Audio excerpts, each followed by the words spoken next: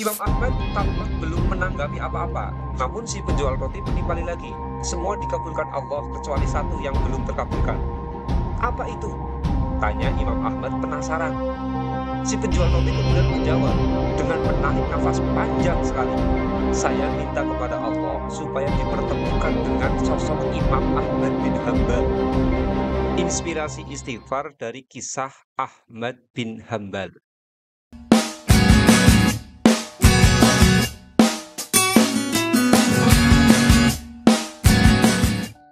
Ahmad bin Hambal itu beliau murid Imam Syafi'i, populer disebut dengan Imam Hambali, pendiri madhab fikih Hambali.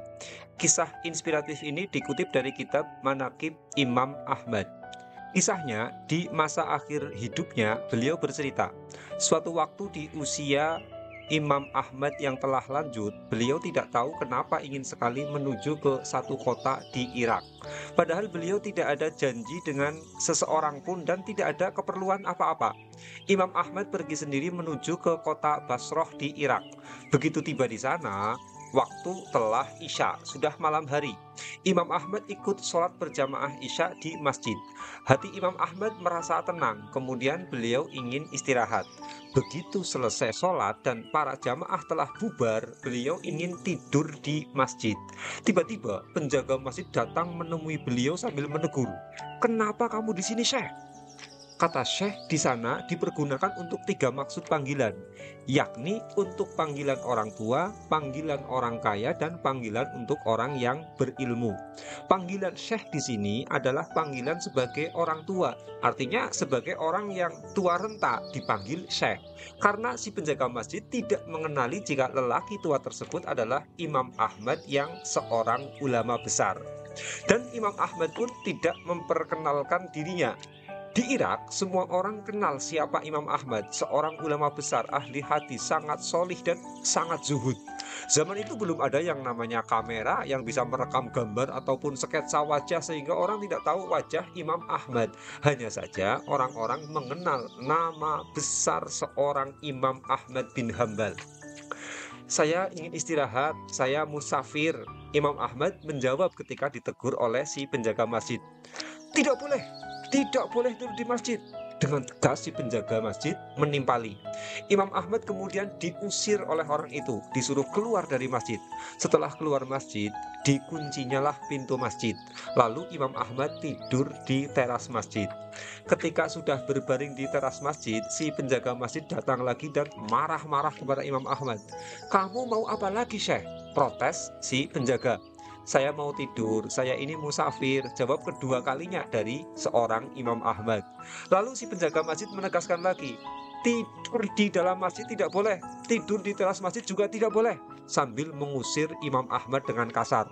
Imam Ahmad pun diusir sampai jalanan.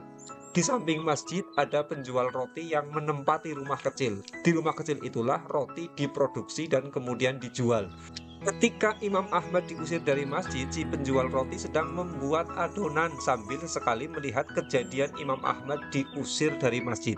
Ketika Imam Ahmad sampai di jalanan, penjual roti memanggil beliau dari jauh.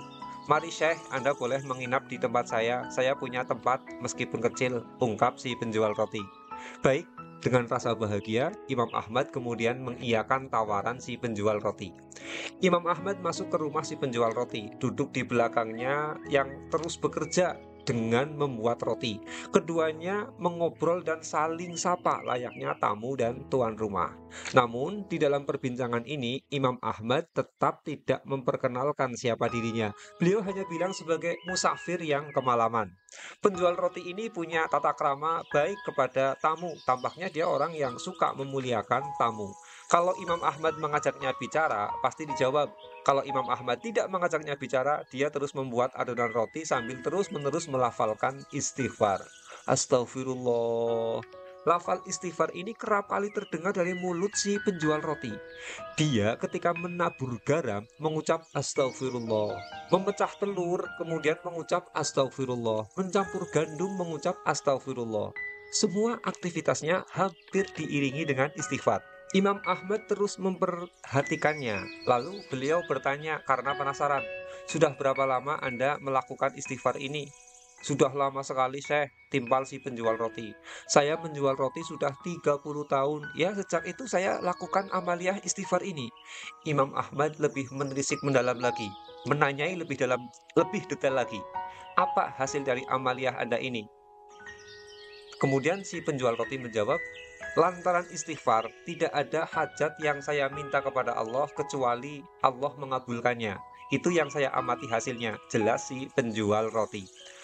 Saya memperbanyak istighfar lantaran terinspirasi dari sabda Nabi Shallallahu Alaihi Wasallam. Man aktsarul istighfar ja'alallahu lahu min kulli hammin faraja wa min kulli dhaikin makhraja wa razaqahu min haitsu la yahtasib. Barang siapa memperbanyak istighfar, niscaya Allah merubah setiap kesedihannya menjadi kegembiraan, memberikan solusi dari setiap kesempitannya, dan Allah menganugerahkan rezeki dari jalan yang tidak disangka-sangka. Hadis riwayat Ahmad dan Hakim. Terang si penjual roti menjelaskan kepada Imam Ahmad. Imam Ahmad tampak belum menanggapi apa-apa, namun si penjual roti menimpali lagi. Semua dikabulkan Allah kecuali satu yang belum terkabulkan. Apa itu? Tanya Imam Ahmad penasaran.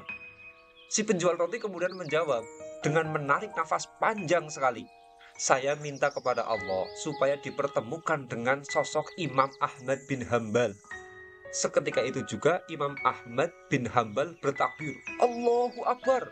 Ternyata Allah telah mendatangkan saya jauh dari Baghdad pergi ke Basrah dan bahkan sampai diusir oleh penjaga masjid hingga saya itu terperosok di jalanan. Ternyata karena istighfar Anda. Penjual ya. 3, 2, 1. Penjual roti itu pun beranjak. Dia lalu memuji Allah dengan rasa haru mendalam karena ternyata yang di depannya adalah Imam Ahmad bin Hambal.